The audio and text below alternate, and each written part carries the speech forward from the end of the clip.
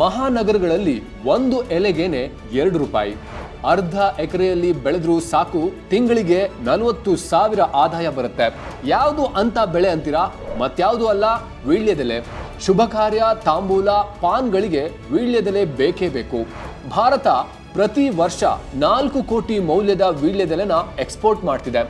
ಒಮ್ಮೆ ಈ ಬಳ್ಳಿ ನಾಟಿ ಮಾಡಿದ್ರೂ 60 ವರ್ಷ ಹಾರ್ವೆಸ್ಟ್ ಮಾಡಿ ದುಡ್ಡು ಮಾಡ್ಬೋದು.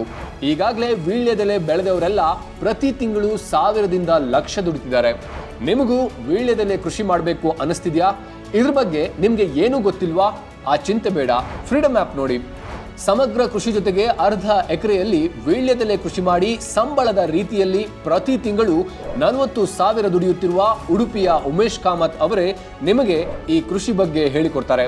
ಅವ್ರ ಜೊತೆ ನೀವು ವಿಡಿಯೋ ಕಾಲ್ನಲ್ಲೂ ಮಾತಾಡ್ಬೋದು.